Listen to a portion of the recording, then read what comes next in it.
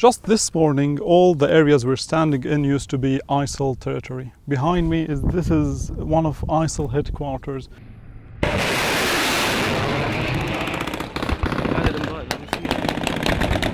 We take shelter behind the armored vehicles, and soon after, the aim of the attack is revealed.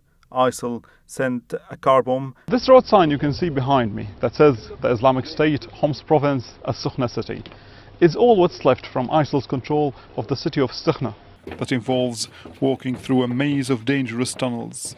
We were instructed by the army to move slowly and without a lot of noise because there could be rebel fighters on top of us. From the world's most dangerous city, Aleppo.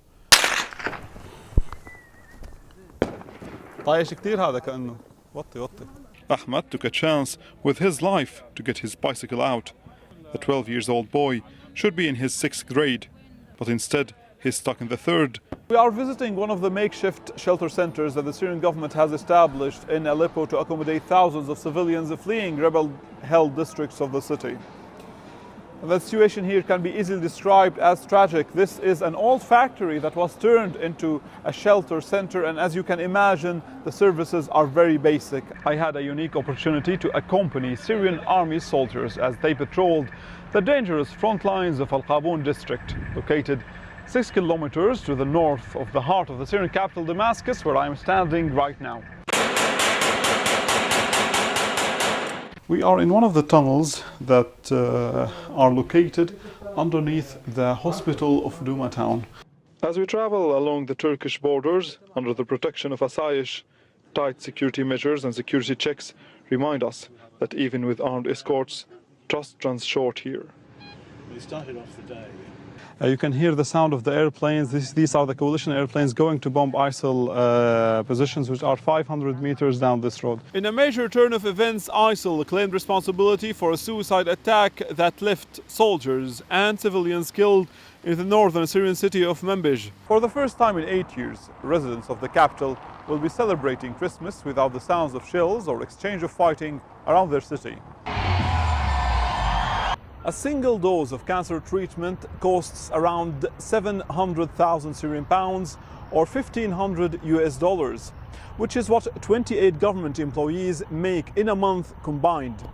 In the meantime, thousands of children in Damascus alone are waiting for their treatment, as the cost of that treatment is multiplying beyond the ability of a war-torn country.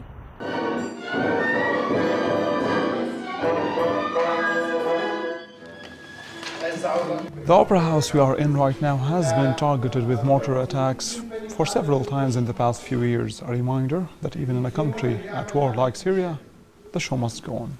Why this is an important choice? Because many people believe there is, here in Damascus at least, many people believe there is a secret American-Russian agreement that would allow for the division of Syria and the partition of Syria. This agreement would allow the Kurdish forces, the YPG, the Kurdish militias, to advance towards Raqqa with the help of the US-led coalition, while the Syrian army advances towards Deir ez-Zor and takes the city, which will create a de facto division of the country, something that many Syrians are worried about. Out of that airfield since this cruise missile attack?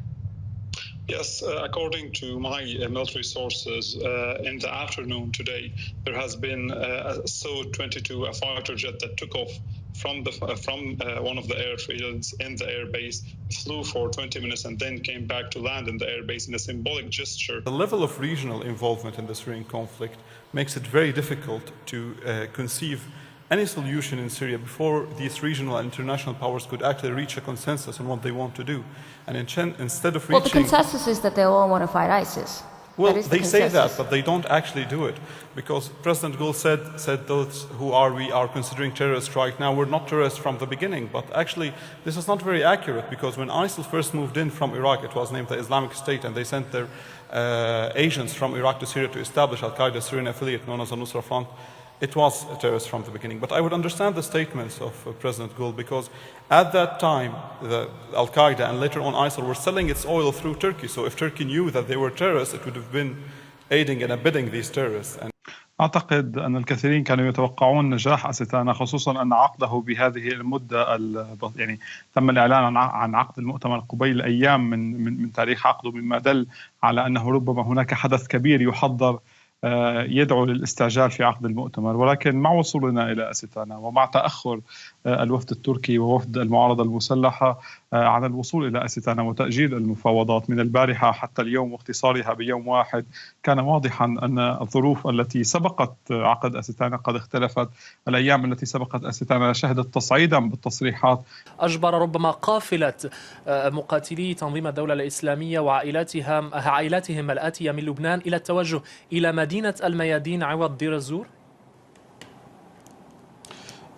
معلوماتي تقول بأن ما أجبر قافلة المقاتلين المخليين من منطقة القلمون على تغيير وجهتهم هو تهديد التحالف الدولي بقصفهم، خشية من التحالف الدولي من اقتراب هؤلاء المقاتلين من نقاط تجمع قوات موالية للتحالف الدولي وليس تقدم الجيش السوري في هذا الاتجاه.